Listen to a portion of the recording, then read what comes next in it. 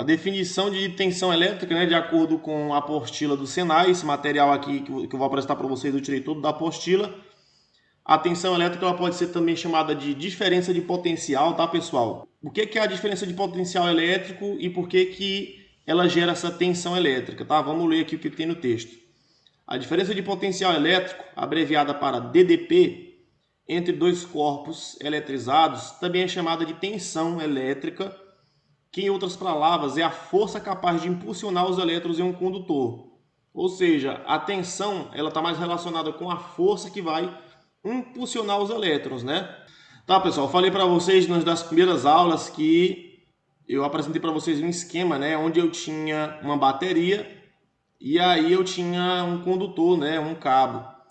Quando não havia a presença de tensão elétrica, os elétrons lá que estavam no cabo, eles se apresentavam de maneira desorganizada, né?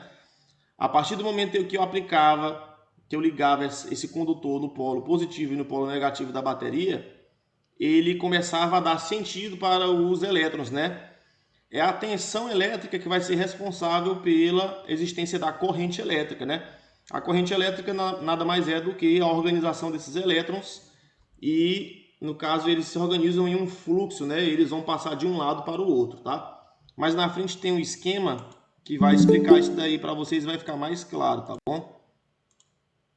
Então, pessoal, a diferença de potencial elétrico, a DDP ou tensão, é gerada pelo desequilíbrio de cargas elétricas em um sistema. Como assim? Diferença de potencial. Por que existe essa diferença de potencial? Todo sistema elétrico ele vai ser alimentado por uma fonte de geração, né? Normalmente, a gente vai começar a trabalhar com circuitos de corrente contínua, onde a fonte de geração são baterias e pilhas, né? E mais para frente a gente vai começar a trabalhar com a corrente alternada e a gente vai ver qual a diferença entre as duas. Mas para entender esses princípios aqui, a gente vai começar com exemplos na corrente contínua, tá bom? Então, pessoal, essa diferença de potencial elétrico, a gente pode utilizar um exemplo aqui para poder melhorar a compreensão. É o mesmo princípio que acontece na hidráulica aí dos vasos comunicantes, né? Imagina que eu tenho dois recipientes, tá? Recipiente A e o recipiente B, e eles estão ligados por um cano. O recipiente A ele tem maior quantidade de fluido, né? Na hora que o recipiente A ele enche de fluido, ele passa parte desse fluido para o recipiente B, né? Até que esteja nivelado os dois recipientes, tá? A mesma coisa vai acontecer na diferença de potencial elétrico, né? Isso aqui é uma diferença de potencial hidráulico, digamos assim.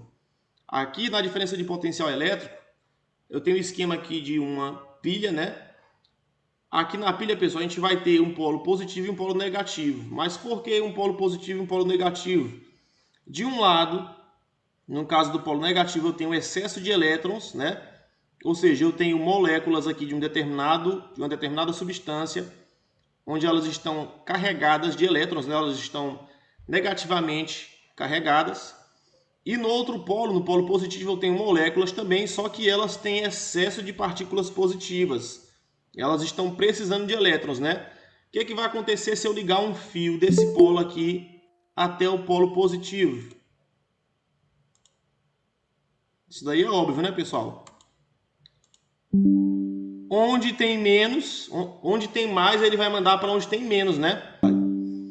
Então, pessoal, se eu ligar um fio aqui, um condutor no polo negativo até o polo positivo, o que vai acontecer? Ele vai transferir elétrons para esse outro lado aqui onde está precisando de elétron, né? É praticamente isso que vai acontecer, tá bom? Mesma coisa aqui no esquema hidráulico. Vai sair fluido de um lado onde tem excesso e vai para onde tem menos.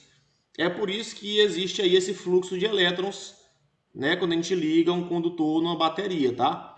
Vai ser justamente essa diferença de elétrons, né? Onde tem mais, vai passar por onde tem menos. Vai fazer com que exista, né? Na passagem do condutor, aquela organização, né, dos elétrons em uma direção só. Eu esqueci de botar aqui nesse slide, eu posso até abrir rapidinho lá no outro, como é que é esse esquema, né, de passagem de corrente elétrica. Mas isso a gente vai ver na próxima aula também, tá bom? Então, pessoal, é basicamente isso daqui, ó. A representação simbólica de um circuito vai ser sempre essa. Essas duas barras aqui, pessoal, uma barra maior e uma barra menor, elas representam a fonte geradora de tensão, tá? que nesse caso aqui vai ser uma fonte de corrente contínua. Então, o que vai acontecer? Eu falei para vocês que na bateria ou na pilha, a gente vai ter ali de um lado excesso de carga negativa e de outro vai ter falta, né? Então vai ter um polo negativo e um polo positivo.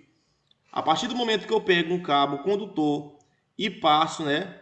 Faço esse circuito aqui voltando para o polo positivo, ele vai pegar e vai mandar elétrons aqui do polo negativo para o polo positivo, né? Seguindo esse sentido aqui, tá bom? Essa seta aqui com esse I significa o quê? Corrente elétrica, tá? Esse U aqui significa tensão. E esse R aqui, pessoal, é uma resistência, tá? A gente pode representar nesse esquema aqui, onde tem esses três caboclos aqui, ó. No caso, o volt é o quê? A diferença de potencial, né? Tensão. Como eu falei para vocês, ele tem a função de gerar, né? Digamos, a passagem da corrente elétrica. A gente tem aqui o ampere, que é a corrente, o símbolo é o I, né? O ampere tenta passar pelo condutor. E a resistência, que é o Rzinho aqui, a unidade dele é ohm. Ele tem a função de estar aí atrapalhando a passagem da corrente, né?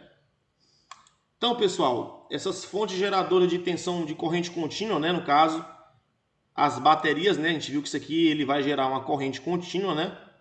Beleza? Elas funcionam da seguinte maneira, ó. O desequilíbrio elétrico ocorre quando há dois tipos de metais diferentes mergulhados em um preparo químico que reage com eles, retirando elétrons de um e levando-os para o outro. É porque aqui está errado, tá? Tá junto. É para ser separado, ó. Ele retira elétrons de um lado e leva para o outro. Esse é o fenômeno que gera o desequilíbrio elétrico. O dispositivo, muito conhecido por nós, no qual esse princípio é aplicado, é a pilha ou a bateria, tá? Que é o que eu expliquei para vocês. Na pilha, um dos metais, a barra de carbono, fica com potencial elétrico positivo e o outro, o zinco, fica com potencial elétrico negativo. Cria-se então uma diferença de potencial elétrico, a chamada tensão elétrica, né? Então a diferença de potencial, que é a tensão, ela é gerada por um desequilíbrio. De um lado eu tenho mais elétrons e de outro eu tenho menos elétrons. E aí quando eu ligo, né, um condutor nesse sistema, ele vai fazer a passagem de corrente, tá bom? E aí ele está falando aqui de barra de carbono, né, de zinco, é porque na pilha ele vai ter esses dois aços, tá? Nesse esquema bem aqui, pessoal, ó, ele mostra que a pilha aqui de um lado tem um eletrodo negativo, né, que é essa barra bem aqui, que é uma barra de aço carbono, tá? Ele vai ter aqui dentro também uma capa de zinco, né? E dentro vai ter uma substância química, tá? Ele bota aqui, ó, preparo químico, mistura de carbono e dióxido de manganês, tá? Também vai ter essa pasta de cloreto de amônia e cloreto de zinco. Isso daqui a gente não vai decorar os componentes da pilha, até porque não tem necessidade. Vocês só precisam saber que ele vai ter, no caso, um eletrodo negativo e um eletrodo positivo, né? E é gerado através dessa reação química bem aqui, né? Entre esses dois laços e essa solução química que está aqui dentro, tá bom? E o esquema que a gente já tinha visto é esse daqui, né? De um lado vai ter um excesso de moléculas com partículas negativas e de outro vai ter moléculas com falta de partículas negativas, né? Essa falta de elétrons faz com que elas se tornem carregadas positivamente, tá? Então, o que ele fala aí, pessoal? Os elétrons ficam agrupados em maior número no polo negativo da bateria, né? Ou seja, tem excesso de elétrons. O polo positivo, por sua vez, contém uma quantidade menor de elétrons. Esses polos nunca se alteram, portanto, a polaridade das pilhas é sempre invariável, né? Por isso que é chamado de corrente contínua, porque não tem mudança de polaridade, né? A gente vai estudar mais à frente, na corrente alternada, que essa polaridade nos sistemas de corrente alternada ela é variável. Ora um polo se comporta como positivo, ora ele se comporta como negativo, tá bom? Então, pessoal, dessa forma, como a tensão fornecida pela pilha é uma tensão elétrica entre dois polos com polaridade invariável, esse tipo de tensão é chamado de tensão contínua ou CC, tá? Isso aqui é em português, tá bom? Porque em inglês a nomenclatura é um pouquinho diferente. Em inglês, a corrente contínua ela é chamada de DC, tá bom? É ACDC, né? No português é CC e CA. CC de corrente contínua e CA de corrente alternada. No inglês é DC de Direct Current, que é corrente direta que chama, e AC de alternating current, que é corrente alternada, digamos assim, tá bom? Então, pessoal, o que a gente ainda não viu? A gente ainda não viu sobre a unidade de tensão, né, que é o chamado volt, tá? Então, a tensão, ou DDP, entre dois pontos, pode ser medida por meio de determinados instrumentos, né? A gente vai ver que tem aí o multímetro, que faz essa medição. A unidade de medida de tensão é o volt, representado pelo símbolo V, tá? E aí a gente vê que lá no circuito, geralmente também ele vai ser representado pela letra U, tá? O volt, nesse caso, é a unidade, né, para a tensão, e o U geralmente simboliza a fonte geradora de tensão, né? Como está nesse circuito bem aqui, ó. Tem o Uzinho bem aqui, tá bom? E para a corrente, tá bom? A gente vai ver que a unidade de corrente é o ampere, que está bem aqui, e para a resistência é o ohm, tá bom? Vocês vão decorar isso daí, porque a gente ainda vai trabalhar bastante com isso, beleza? Então, como qualquer outra unidade de medida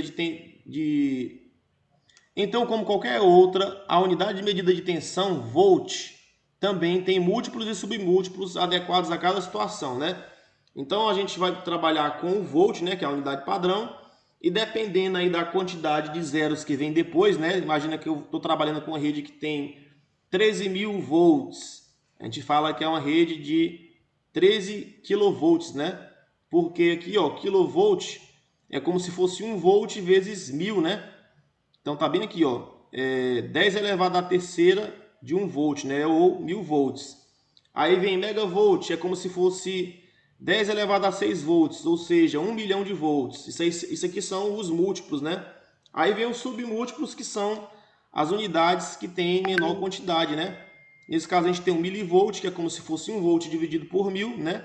Que é igual a 0,001. E tem um microvolt, que é 1 volt dividido por 1 milhão, né? Então, pessoal, aí vem o multímetro, né? Que é um instrumento de medição, tá? Para medir a quantidade de tensão aí em um sistema. Ele não faz só a medida de tensão, ele faz também a medida de corrente. A gente vê que na chave seletora tem todas essas funções, né? Se eu quiser medir em milivolt, ele tem aqui, ó, MV. Aqui tem a medição de ampere para corrente contínua, corrente alternada e por aí vai, tá? E aí ele trabalha com dois polos, né? Um polo negativo e um polo positivo, tá? Deixa eu ver quem tá chegando agora aqui. Opa. E aí como é que eu faço, pessoal? Geralmente eu coloco cada um, nesse caso desses terminais, né? Eu vou colocar uma parte do circuito, onde tem uma entrada e uma saída de corrente, né? A gente vai ver aí, pessoal, que a geração de energia ela pode acontecer também por ação magnética, tá? Lá para frente, quando a gente estiver terminando a disciplina, a gente vai começar a ver aí os princípios de um cientista chamado Faraday, que ele descobriu esse fenômeno aí de transformação de energia elétrica em energia mecânica, né? E de energia mecânica em energia elétrica, tá? Que é o princípio dos geradores, tá bom? Os geradores, eles utilizam, pessoal, no caso, um princípio magnético para poder transformar, né, energia mecânica em energia elétrica e vice-versa, tá? Então ele fala aqui, pessoal, que a geração de energia por ação magnética é o método mais comum e o mais amplamente usado. É baseado na descoberta do cientista Michael Faraday, que possibilita produzir uma tensão elétrica toda vez que um condutor ou muitas voltas dele, né, no caso uma bobina, o que constitui a bobina, está aqui, né? Corta um campo magnético. E ele fala aí que esse é o princípio de funcionamento dos alternadores, né? E outro sistema que utiliza esse tipo de, no caso de gerador aqui, né? São geradores eletromecânicos utilizados nas usinas hidroelétricas, tá? Só que na usina hidrelétrica, pessoal, ele vai utilizar, como o próprio nome diz, né? A força da água, tá? A gente tem o que na usina hidrelétrica, pessoal? A gente tem aqui uma represa. Essa represa, ela faz a passagem de um fluxo de água que tem bastante força, né? Através de um gerador que funciona por esse mesmo princípio aqui, né? A diferença é que ele vai ter algumas hélices, né? No caso, vai ter as turbinas ali que vão pegar essa energia, no caso do fluxo da água, e vai passar para um eixo. Esse eixo vai estar conectado a um gerador. Do gerador, ele vai para a rede elétrica, tá? Outro tipo de usina que utiliza o mesmo princípio, a usina nuclear. Só que no caso da usina nuclear, pessoal, ele não vai trabalhar com energia da água, né? Ele vai trabalhar com vapor de água gerado no caso por uma fonte radioativa.